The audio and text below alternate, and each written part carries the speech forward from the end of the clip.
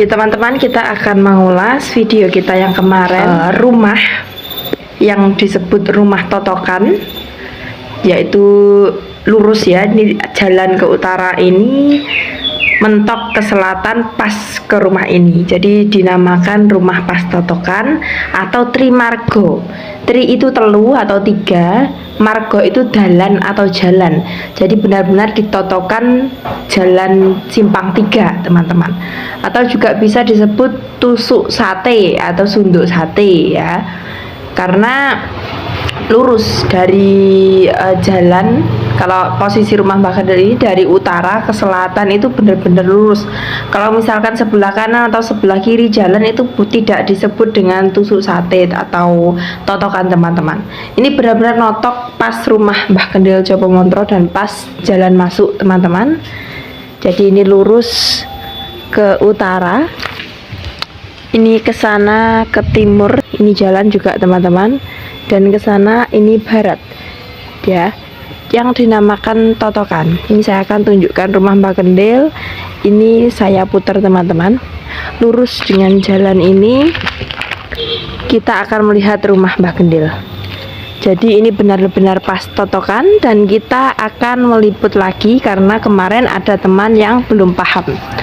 Jadi langsung saja kita akan membicarakan di dalam ya teman-teman. Saya harap ini sudah jelas keterangan bahwa rumah totokan itu seperti ini, dan untuk keterangannya terus ikuti video ini sampai selesai. Kita akan mencari Mbah Kendel Jopomontro. Sugeng siang Mbah Kendel. Sugeng siang Mbak. Kita akan melanjutkan pembahasan kita kemarin Mbah, karena ada salah satu teman kita yang bertanya, yaitu Mbak Rina dari Bojonegoro ya. Yang mana beliau sudah 6 tahun Mbah tinggal di rumah totokan. Dia beli rumah di totokan seperti rumah Mbah Kendel ini, dan sulit Mbah untuk usaha, sulit untuk mengumpulkan rezeki, sulit, bahkan permasalahan dalam rumah tangga itu ada saja, entah permasalahan dengan orang tua, dengan suami, dengan anak. Dan 2 tahun terakhir ini benar-benar hancur Mbah ekonominya, dan kemudian kebetulan kemarin dia melihat video kita dan melihat bahwasanya saran dari Mbah Kendel Jopomontro untuk menawarkan perbawa dari rumah totokan itu dengan mendirikan toko atau berdagang Mbak. Tapi untuk kasus yang dialami Mbak Rina ini, bahwa kanan kiri juga sudah berdagang Mbah. Jadi dia itu juga tidak bisa untuk mendirikan toko lagi karena kan sungkan dengan tetangganya. Dan dia ini kalau misalkan tanpa tirakat, Mbak, kiat apa yang bisa dilakukan kalau nggak dagang terus kemudian nggak tirakat? Karena kan kalau melean seperti jenengan tentu tidak kuat Mbah ya. Terus gimana Mbah langkah untuk menyikapi hal tersebut?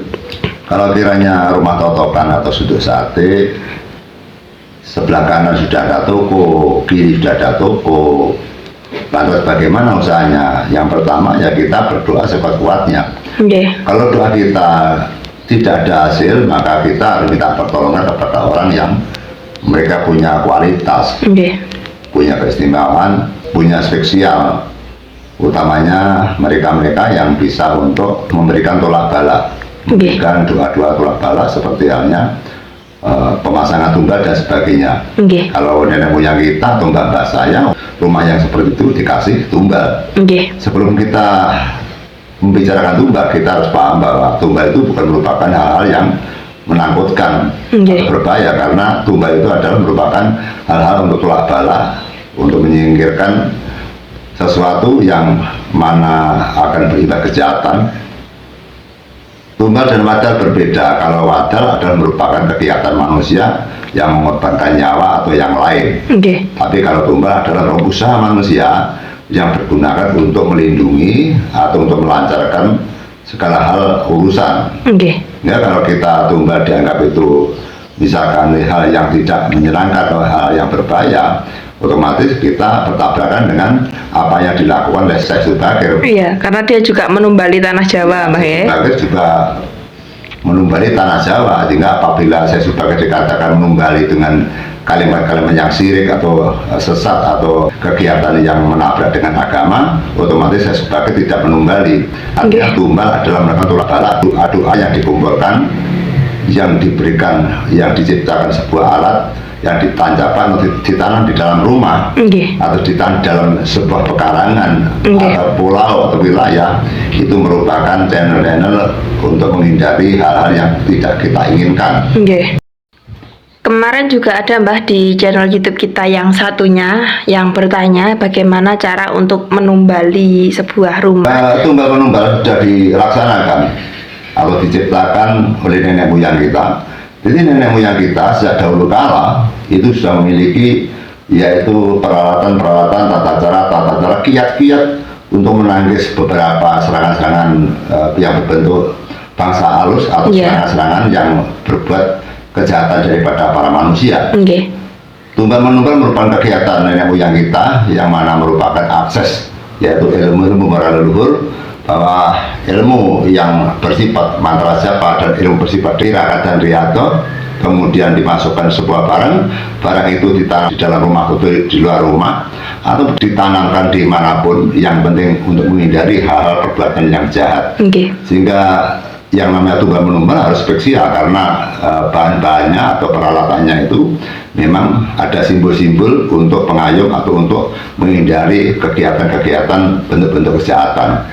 Ya, kita sudah menerangkan bagaimana katumbal, apa alatnya, caranya bagaimana, kita tidak bisa membeberkan karena yang namanya membuat tumbal saja harus berguru, Mbak. Oh iya, Mbak. Jadi kita kalau bicara tumbal kita sulit karena menciptakan tumbal, cara membuat tumbal itu harus berguru. Dan tumbal itu ada kelas-kelasnya dari kelas 1, 2, 3 sampai 7 hingga kita tidak bisa membeberkan tumbal 1 untuk ini, 2 untuk ini, 3 untuk ini, 4 untuk 7 untuk ini, itu lain tumbal, lain guna, lain tumbal, lain fungsi itu, Mbak. Hingga kita kembali kepada satu permasalahan tentang rumah apabila kanan kiri sudah ada toko atau orang-orang yang berdagang dan mereka enggan dan malas untuk tirakatan atau mereka sudah dikasih doa, mereka berdoa selalu gagal bila tidak hasilnya, ya tentu saja mereka harus minta tolong kepada orang yang punya keahlian, Mbak. Hingga sudah biasa bahwa di Nusantara ini kita hidup tidak bisa sendirian, kita tetap membutuhkan bantuan orang lain dalam bentuk apapun. Kita makan saja juga kita menggantungkan pada orang lain. Banyak sekali orang-orang kaya yang tidak menanam padi tapi mereka juga makan padi. Banyak orang-orang yang tidak menanam semongko tapi ternyata orang kaya pun juga makan semongko. Banyak orang-orang yang mereka orang kaya tidak menanam kelapa, namun mereka juga bisa minum kelapa karena kelapa ditanam oleh bapak tani. Yang maksud saya bahwa semua kehidupan di dunia ini selalu tergantung pada orang lain, kita tidak bisa berdiri sendiri. Banyak sekali tanaman-tanaman dari bapak petani yang mana para pejabat tidak bisa menanam, namun pejabat itu juga makan hasil para petani. Artinya semua bergotong royong, semua membutuhkan bau tenaga orang lain, jasa orang lain, sehingga kita tidak bisa berdiri sendiri.